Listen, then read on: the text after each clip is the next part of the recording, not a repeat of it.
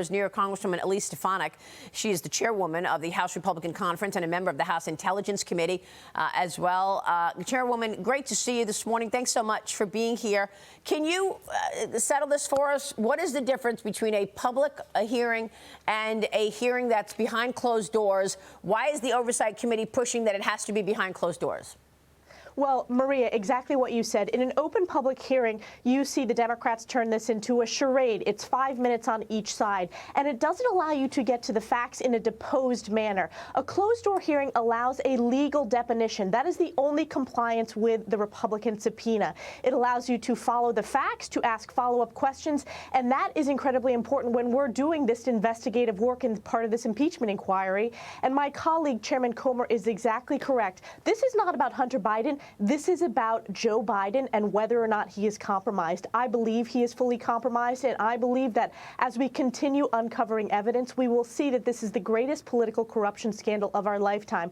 But that can only be found if we're able to follow the evidence in a closed-door deposition. And of course, we welcome an open hearing for the American people to see, but there has to be a closed-door deposition with a long-form interview with all of the witnesses. And I will point out, Maria, Democrats, when they were in the majority, they demanded that there be closed-door depositions, and Jamie Raskin, who you quoted beforehand, or the reporter quoted, said it was unacceptable, for example, for Steve Bannon to appear publicly and not comply with the deposition. So now the shoe's on the other foot, and the Democrats want to wipe away their previous statements. Yeah, I mean, that was misleading of Jamie Raskin, because he also knows, as well as you know, and everybody knows in your membership, that you're going to get more out of a closed-door meeting. That's the point. He knows that.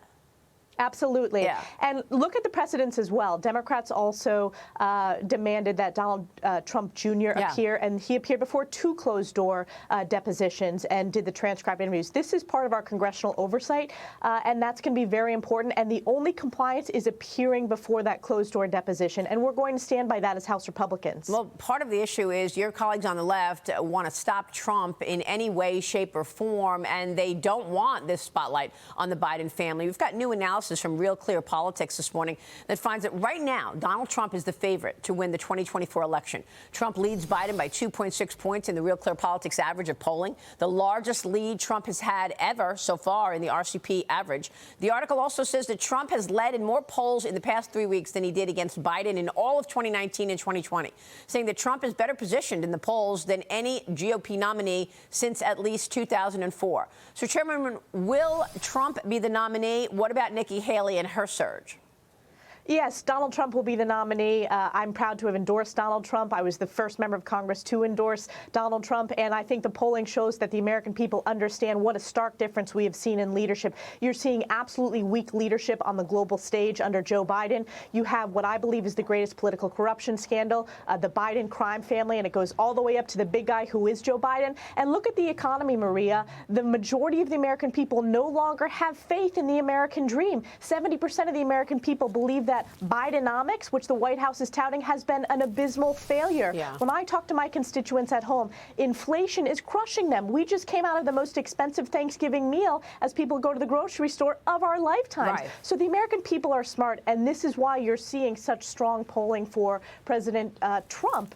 And I'm proud to support him, and I'm going to work very hard to make sure that he wins next November. Yeah, I mean, well, the Biden administration says the complete opposite, Tiana. They say we had a great Thanksgiving. Prices are down. Jump in here.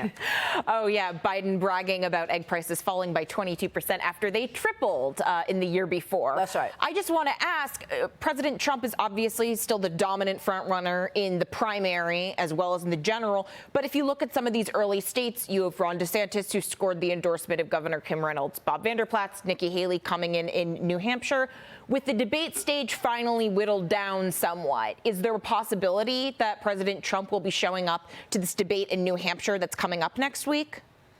You know, I'm not going to speak for President Trump. He's going to make those decisions. He is the overwhelming frontrunner. He is the presumptive nominee. I would encourage the Republicans across the country to rally in support of President Trump. Voters are, whether it's in my district, Iowa, or New Hampshire, and he's going to come up of this very quickly as the nominee. As I said, he's the presumptive nominee. I'm focused on the general election and focusing on defeating Joe Biden to save this country. Yeah. Congressman, what are your priorities now in the House? Are you going to be able to get that money to Israel ASAP?